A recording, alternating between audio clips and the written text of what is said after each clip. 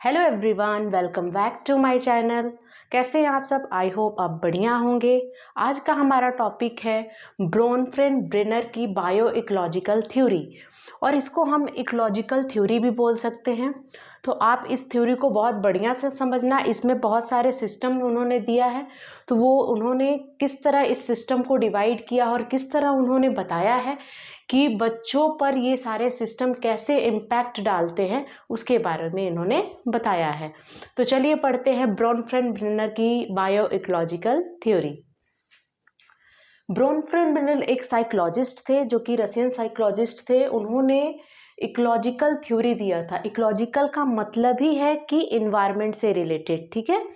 तो इसका नाम बाद में बायो इकोलॉजिकल थ्योरी कर दिया गया। तो एग्जामिनेशन में या तो बायो इकोलॉजिकल थ्योरी आएगा या इकोलॉजिकल थ्योरी आएगा। तो बायो इकोलॉजिकल थ्योरी किससे रिलेटेड है? ब्रोनफ्रेंड ब्रेनर से, ठीक है। तो इन्होंने बताया कि ऐसे 5 सिस्टम हैं जो बच्चे के आसपास के सिस्टम हैं, जो कि बच्चे के चाइल्ड डेवलपमेंट में डायरेक्ट और इनडायरेक्ट इम्पैक्ट डालते हैं। उनका असर होता है बच्चे के डेवलपमेंट में। तो उन्होंने इस सिस्टम को इस एक सर्कल के थ्रू बताया कि सेंटर में क्या है? बच्चा है। क्या? कौन है? बच्चा। और बच्चे से जुड़े हुए ये 5 सिस्टम है जो कि इम्पैक्ट डालते हैं, चाहे वो ऐसी चीज़ें जो या तो वो लिविंग थिंग्स हैं या तो नॉन लिविंग थिंग है। ये सब मिलके बच्चे के चाइल्ड डेवलपमेंट पर क्या डालते हैं? इम्पैक्ट डालते हैं, असर डालते हैं, और उसके अकॉर्डिंग उनका डेवलपमेंट होता है। तो उन्होंने सबसे पहला सिस्टम जो था वो माइक्रो सिस्टम दिया था। ये सबसे छोटा सिस्टम है। चलिए पढ़ते हैं माइक्रो सिस्टम के बारे में।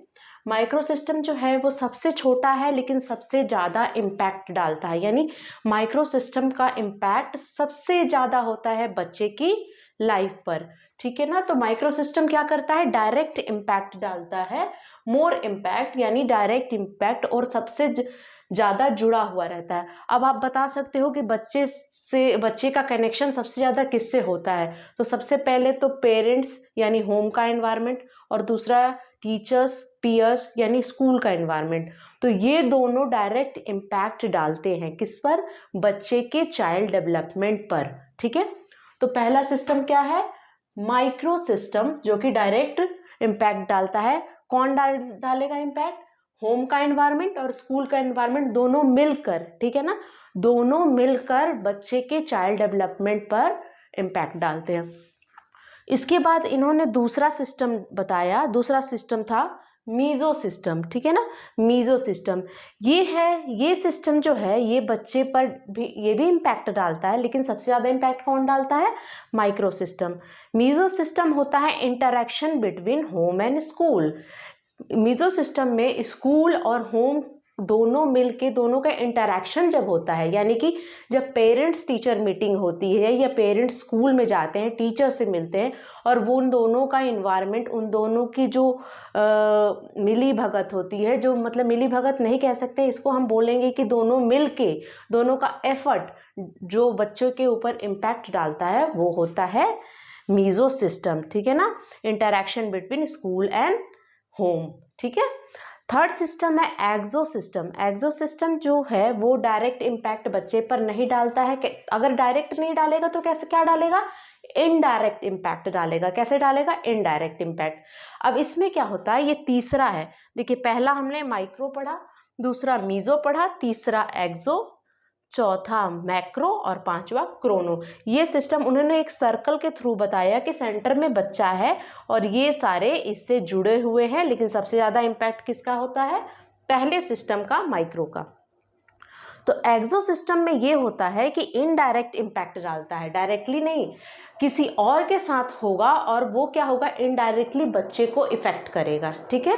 तो जैसे पेरेंट्स का ट्रांसफ़र होता है, जैसे बच्चा एक स्कूल में पढ़ रहा है, वो उसके स्कूल के इन्वायरमेंट के साथ घुल मिल गया है, और पता चलता है कि 1 साल के अंदर ही पेरेंट्स की ट्रांसफ़र कहीं और हो गई, फादर की ट्रांसफ़र कहीं और हो गई।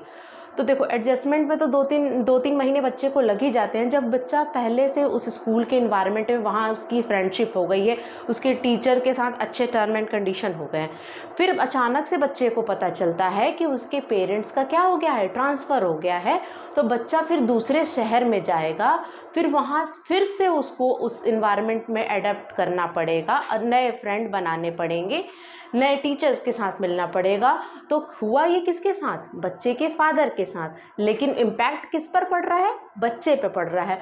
तो एक्सो सिस्टम में हम ये पढ़ेंगे कि बच्चे को इम्पैक्ट पड़ता है, कैसे इम्पैक्ट पड़ता है, किसी दूसरे पर इम्पैक्ट पड़ता है, बट इनडायरेक्टली बच्चे पर भी उसका असर हो जाता है। दूसरा हम एक एग्जाम्पल इसका ले सकते हैं कि क्या होता है कि जब बच्चे के पेरेंट्स अगर जॉब में हैं, फादर मदर कोई भी अगर जॉब में है और उसके ऑफिस का एनवायरनमेंट अच्छा नहीं है और उसको बॉस से डांट पड़ रही है, मान लो बच्चे के फादर को, तो क्या होता है, बॉस से तो आप बोल नहीं सकते हो, बॉस से तो आप बहस कर नहीं सकते हो, ठीक है।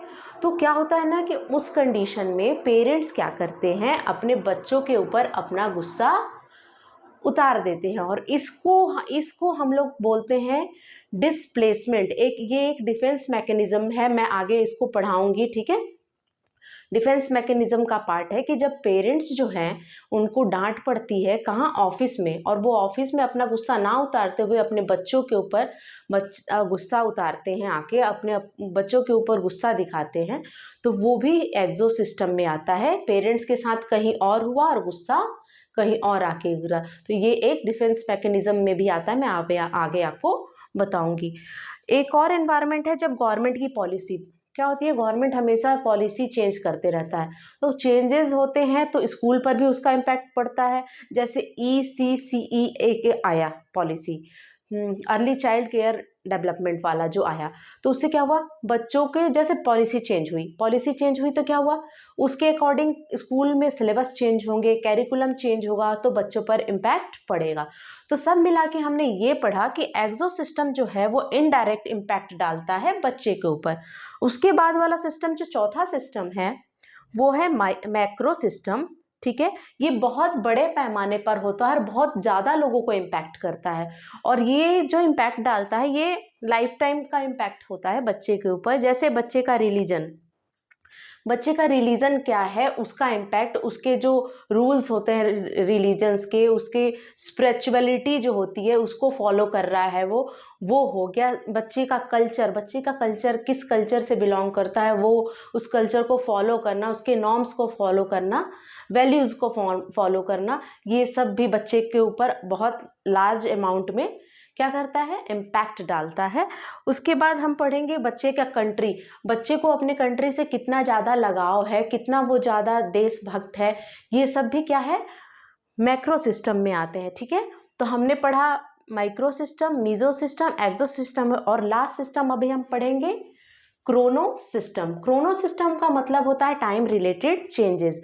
जैसे जैसे क्या होता है ना, टाइम बढ़ रहा है ना, टेक्नोलॉजी बढ़ रही है, तो उससे क्या हो रहा है, बच्चों पर इम्पैक्ट डालता है। वो कैसे डालता है, जैसे देखिए, impact of time and era in child development. इसमें क्या होता है, देखो बच्चों पर इम्पैक्ट टाइम रिलेटेड चेंजेस, जैसे क्या होता है, बच्चे पहले ना लैपटॉप, आईफोन या कोई भी मोबाइल फ़ोन यूज़ करना नहीं जानते, लेकिन जैसे जैसे पहले के बच्चों के साथ ऐसा होता है, लेकिन जैसे जैसे टाइम बढ़ रहा है बच्चे जो हैं वो इन सब चीज़ों में बहुत आगे आ गए हैं। वीडियो गेम्स खेल रहे हैं बच्चे, बहुत सारे पबजी से लेके बहुत सारे ऐसे गेम्स आ गए हैं जिसमें बच्चे की माइंड बहुत तेज चल रही है और उनमें चेंजेस, अगर आप आपसे 10 या 20 साल पीछे जाओगे, वहाँ उस टाइम के बच्चे ये सब नहीं कर पा रहे थे। क्यों नहीं कर पा रहे थे, क्योंकि उस टाइम ये टेक्नोलॉजी डेवलप नहीं हुई थी। तो टाइम रिलेटेड चेंजेस जो होते हैं बच्चों में वो क्या है, क्रोनो सिस्टम, ठीक है ना। टाइम रिलेटेड चेंजेस किस में आएंगे, क्रोनो सिस्टम में आएंगे। तो हमने आज ब्रोनफ्रेंड ब्रेनर की बायो इकोलॉजिकल और इकोलॉजिकल थ्योरी पढ़ी। इसमें हमने 5 सिस्टम पढ़े।